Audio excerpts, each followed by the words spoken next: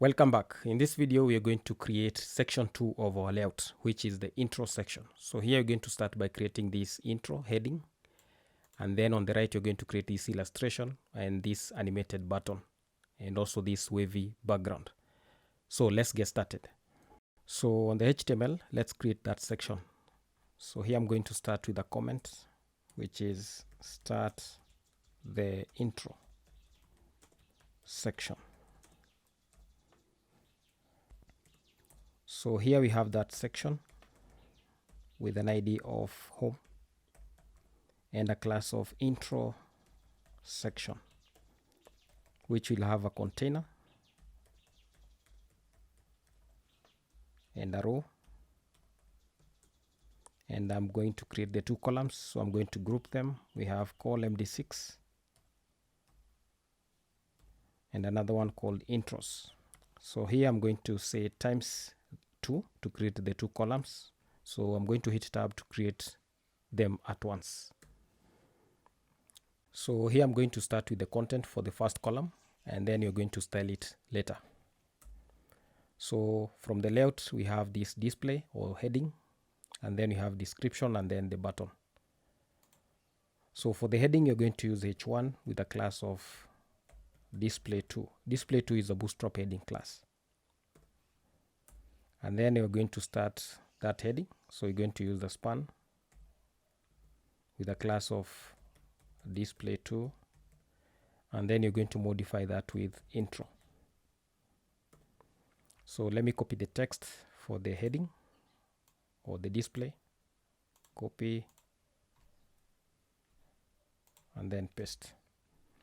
And then I'm going to duplicate and then change that modifier to description.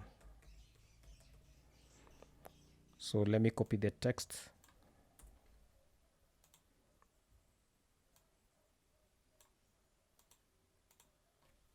Paste. So let's create the button. So here I'm going to copy from the navbar. Copy, paste, and then change the content and the icon. So the content is get in touch.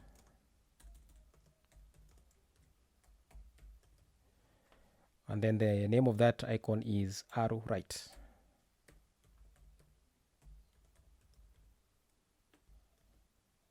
So this is how our content looks like on the browser. So we need to do some styling on that heading and the description. So on the typography, I'm going to open that SASS file. So here we're going to use the block element modifier to style the heading and the description. So we have that class called the display2. And here we're going to set the margin bottom to 1 rem. And then text transform, I'm going to set that to capitalize. Then you're going to modify the intro. So we have that symbol or the ampersand, and then the 2- and then intro. So you're going to set the display to inline block. And then font weight, I'm going to set that to 700. So let's do the same also for the description. We have that and then the 2 - and then description. So if you noticed here on the intro, I didn't specify the font size. So I wanted to use the display2 font size that is available in the Bootstrap. So for the description, we're going to set the font size to 1 rem. So we have the font size 1 rem. And then here I'm going to set also the display to block. So I'm going to save, and then we need also to include the modules. So I'm going to copy them from the buttons. So I'm going to copy the first one, paste, and then save. So if you check now from the browser, this is how our content looks like. So we need to style the intro section. So inside the SASS file for that section, which is the intro section, we're going to set the background. So first we need to include the two modules. So we have the custom module and the mixin. So I'm going to copy the two.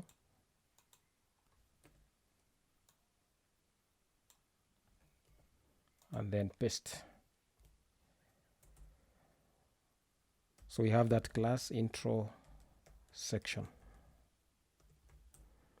So here we need that gradient. So we're going to include that mixin. So we have include. The name of that mixin is gradient.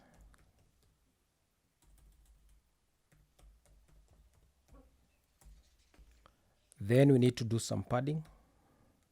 So I'm going to use the shorthand and then only specify the top padding, which is 10 rem.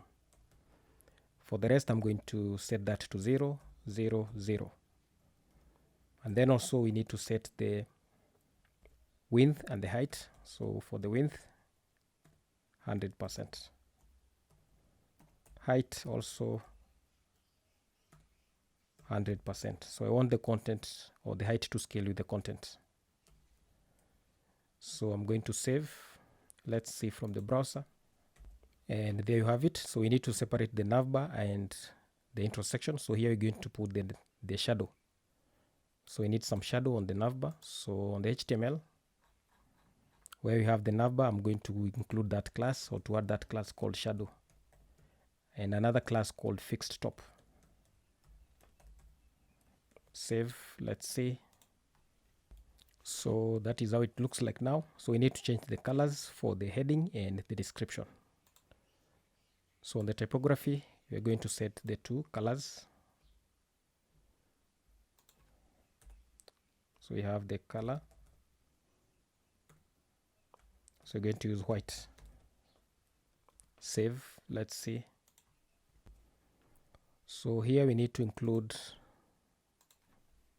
or to add the margin top on the description. So we have margin top. So I'm going to set that to 1.2 rem. So save. Let's see.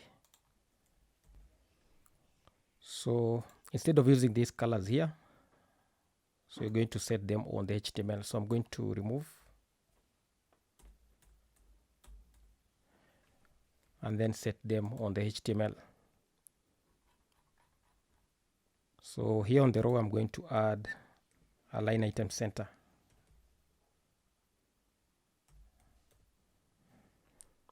And then also add that class text white.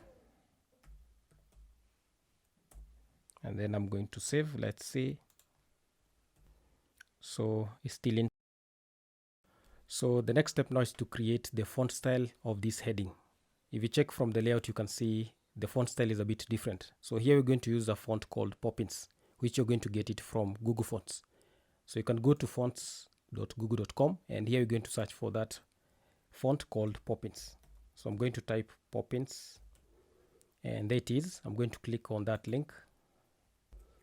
So here you need to select the styles that you want to use. And I'm not going to use the italics, so I'm going to select and start with the first one, which is the regular 400. So I'm going to select it. So once you select them, they'll be displayed on this viewer. And then you need to select the second one, which is the medium 500. I'm going to select that style.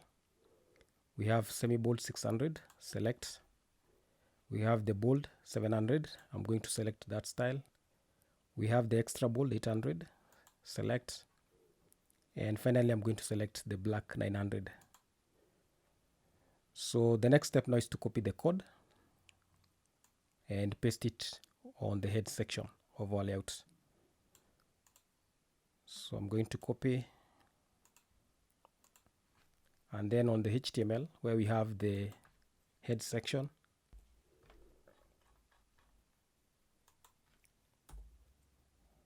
so paste. And then from there, let's go back to the Google Fonts, and then we need to copy the rules. So I'm going to copy that rule, CSS rules, to specify families. And then on the typography, we're going to paste it where we want to use that font family. So we are going to paste on the display 2 and then on the intro. And then I'm going to save the two files. Check on the browser. And there you have it. So let's increase the font size of the description and also set the text transform to none on the description.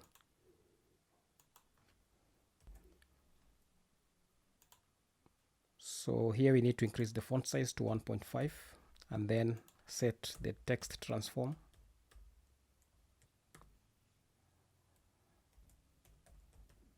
to none. I'm going to save. Let's see.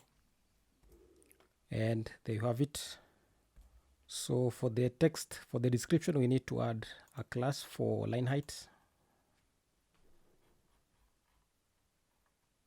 So here I'm going to add that class. So we have LH base. I'm going to use LH base or LH large. So let's see how the large looks like. So I'm going to save, check on the browser. So line height large is a bit large. So let's use line height base. So I'm going to save.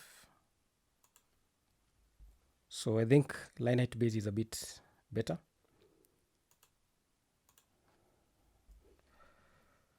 So I think we are done with that part. So the next step now is to create the second column. From the layout here, you can see we have this illustration and this animated play button. And once you click the animated button, a video will pop up from YouTube or any other source that you choose. So let's work on that. So I will start by copying this illustration to my project. And here I have that illustration. It's a PNG. So I'm going to copy to my project. So inside the images folder, I'm going to create another folder called art. So this is where I'm going to keep all the illustrations. And then paste. So you can also get this illustration on this website called manypixels.co/gallery. So here you can search for that illustration. You can also filter by categories, types, and also change the color. So first, let's change the color. So here I'm going to use one of the variables, color. And I'm going to use the purple light. So I'm going to copy the hex value.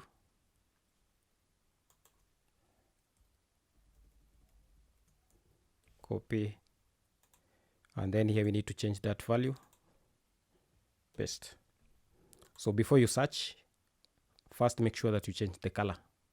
And then here we're going to search for that illustration and just type coding. So if you type that, you'll be able to see that illustration, and there it is. So I'm going to click it so that I can be able to download. You can either download it as a SVG or a PNG. So either way will work. So once you do that, then we can create that column or that content. So inside the HTML, so first you're going to start with a comment. So we have this second column, and I'm going to start the content for the video. And then also for the first column, start the content for the intro.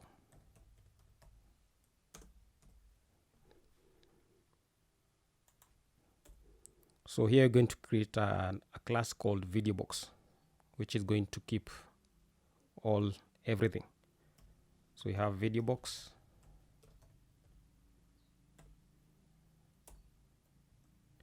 And then we have that image. So we have the images folder. And then arts. And then intro section illustration.png. and then we have the video illustration.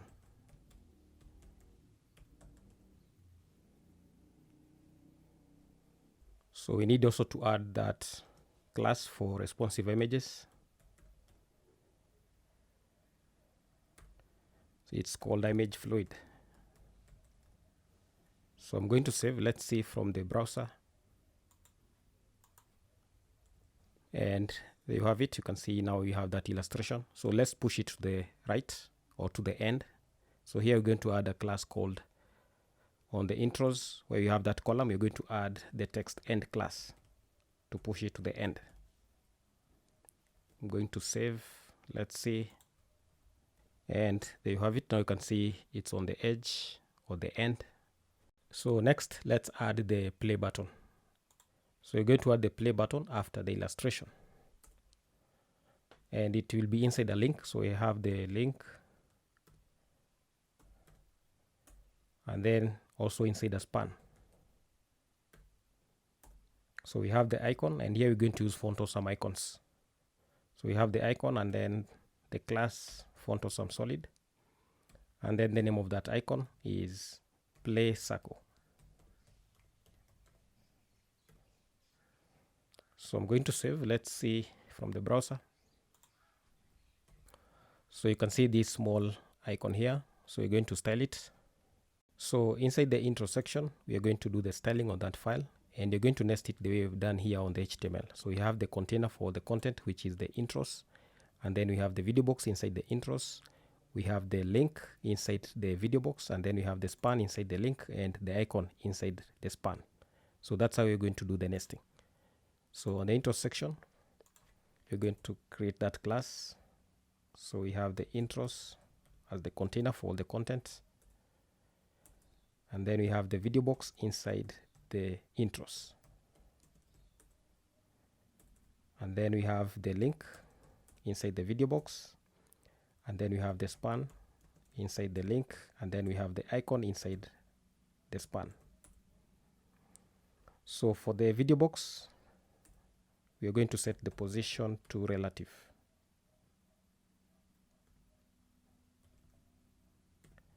And then on the link, you're going to set the position to absolute.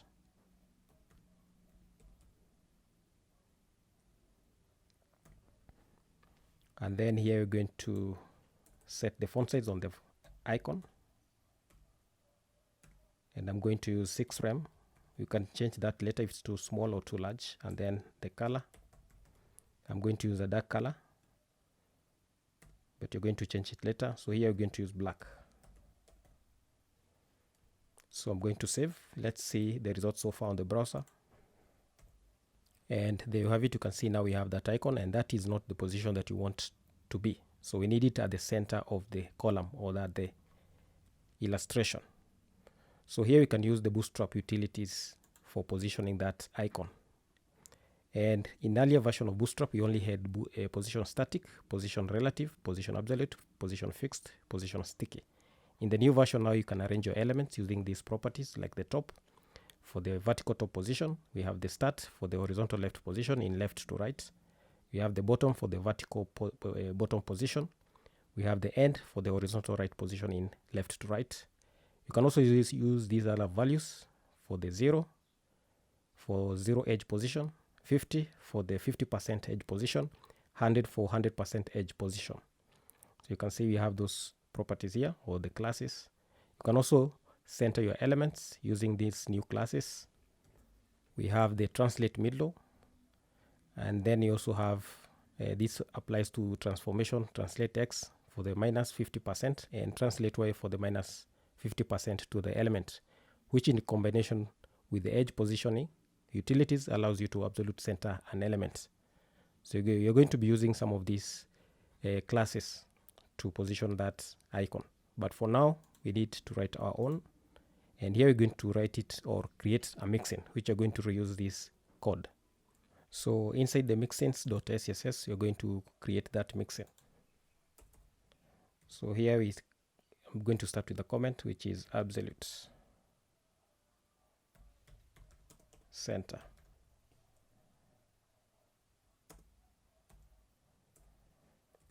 So we have the art mixing,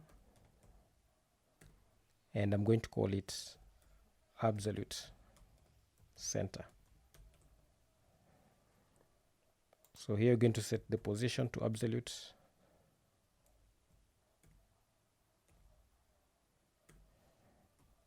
and then top 50, 50%, left also 50%, transform, translate, we have minus 50%, and then minus 50%.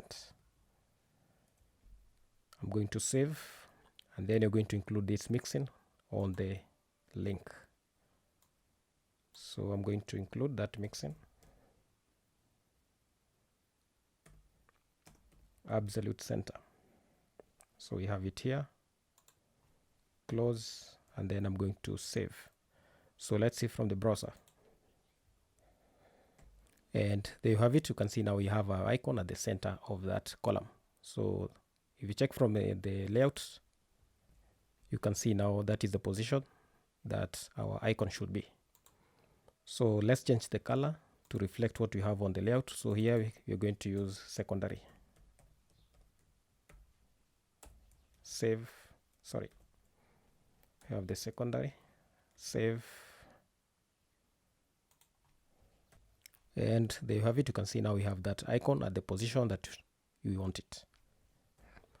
So this mixing, you can reuse it every time that you want to position something at the center, that is position absolute. So now let's use the Bootstrap position utilities to position the icon. So we're going to do it on the HTML. So here on the link, you're going to add the class, and you're going to start with position absolute, that is the class.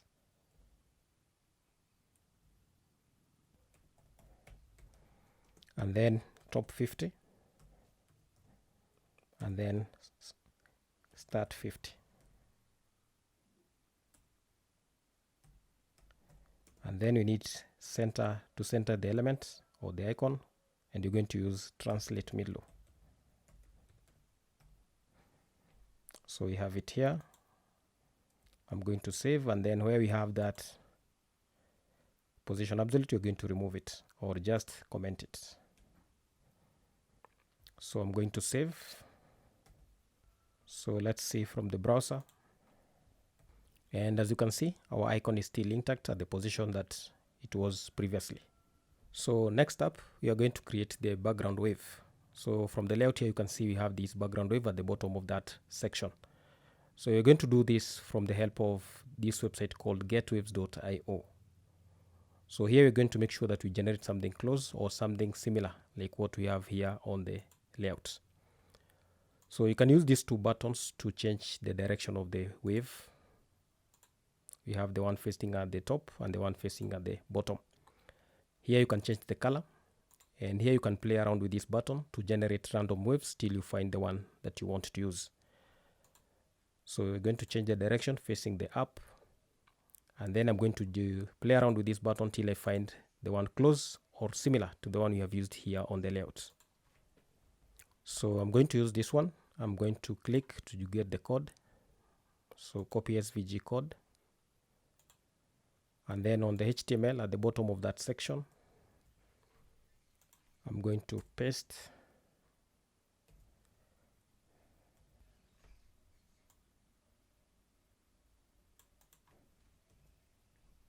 and then I'm going to change this color from blue to white. So hex value for white is FFF or 6F, and then I'm going to save, check on the browser, and there you have it. Now we have that background wave. So the next step now is to animate this icon. From the layout, you can see the play button is animated. So let's work on that. So on the intro section, you're going to create a class called border animation.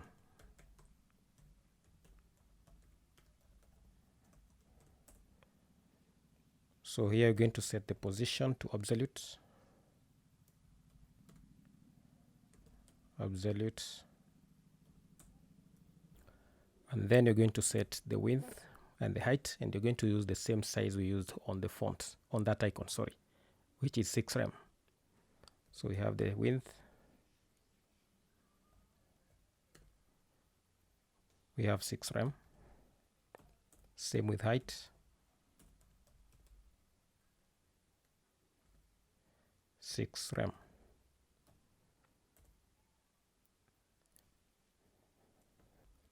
Then we need the border. We're going to start with the width, which I'm going to set to 0.55 rem. Solid. Color, I'm going to use white. So I'm going to save, and then you're going to add this class to the HTML where we want that border to be. So I'm going to create a span with a class of border animation class.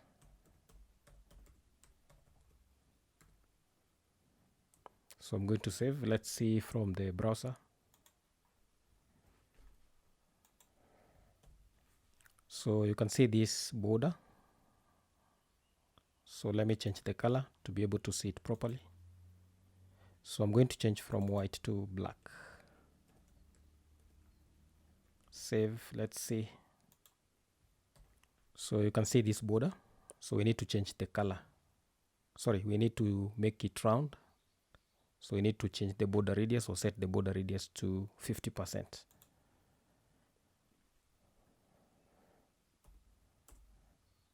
So we have border radius 50%. Save. Let's see. And there you have it. So the next thing now is to position it to where we have this icon, because it must be in that position, same position with the icon, so that it can be able to animate. Position that, you're going to set the top position to 0 and also the left position to 0. So we have left 0. So I'm going to save. Let's see from the browser. And there you have it. Now it is at the position where we have that icon. So next, I'm going to create an animation which is going to animate that border. So inside the animations.scss, we're going to create an animation called pulse. So I'm going to start with a comment which is pulse border. So here we have the keyframes,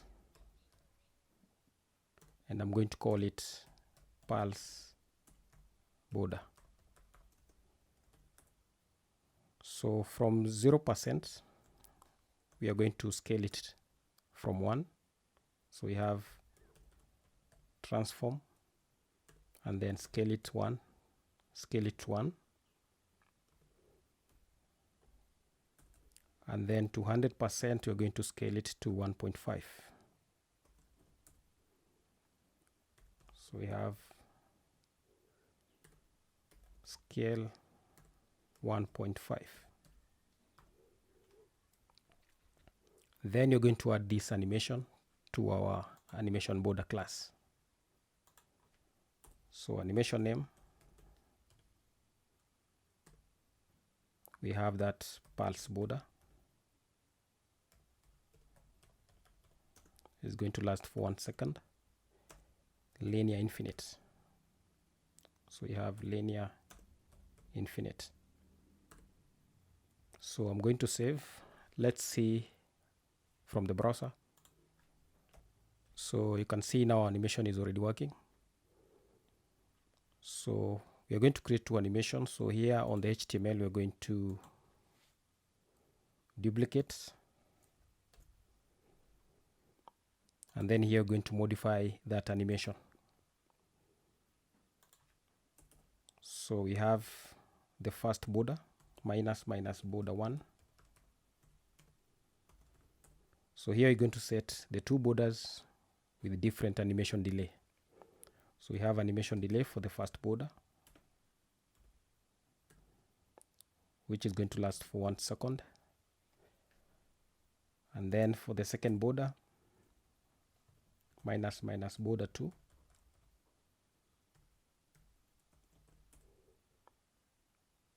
Animation delay. So you have this animation delay, 1.2 seconds. So even this one should be animation delay, not animation. Animation delay. So I'm going to save. Then on the HTML, we need to nest it the way I've done. So here we're going to add, for the first one, we have border animation minus minus border 1.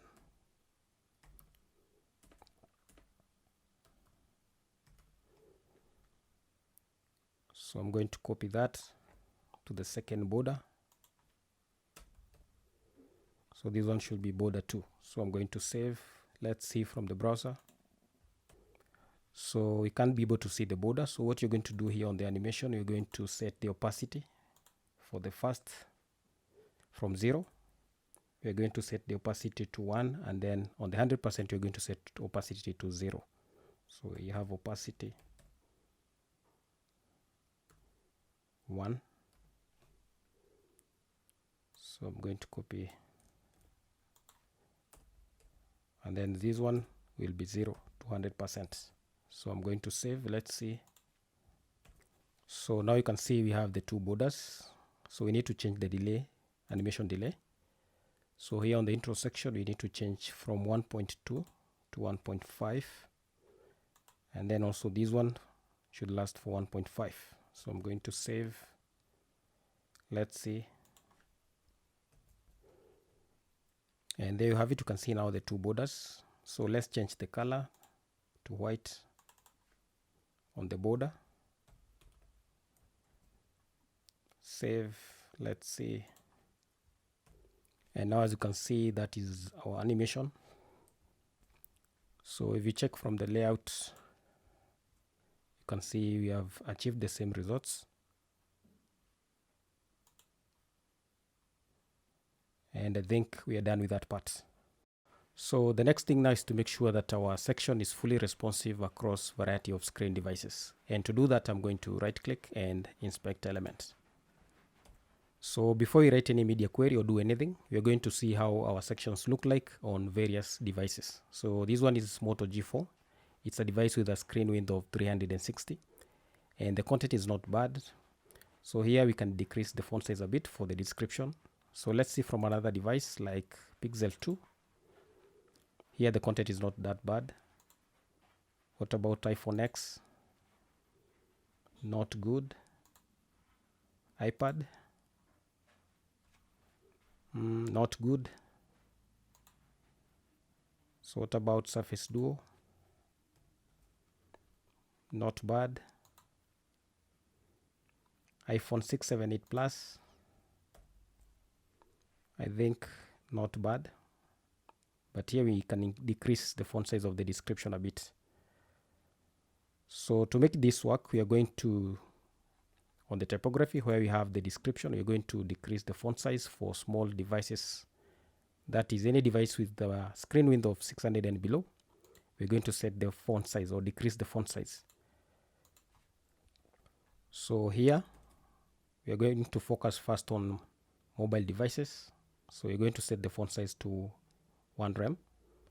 And then here I'm going to write a media query which is going to target large devices. So we have that mixing. So include media breakpoint,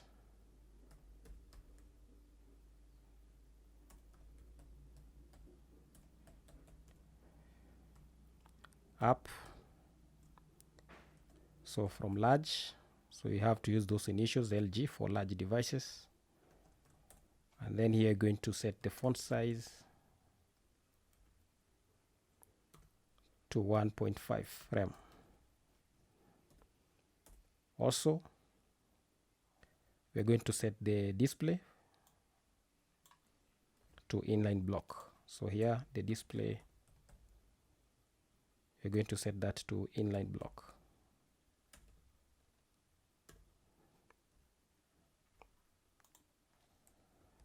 So I'm going to save and look at the content again. So now you can see on this device, which is an iPhone 6 Plus, the description is a bit small, and that is what I wanted. So let's see from another device like Moto G4, still the same. So what about an iPad? As you can see, the section is good on that device. So let's see from an iPad Pro, and there you can see now the font size of that description is a bit big. So it can even decrease to 1.4 em. So let me decrease to 1.4. Save, let's see. Yeah, now you can see the content is not bad. Perfect. So let me go back to Moto G4. Perfect. Pixel 2. Perfect. Surface Duo. Perfect.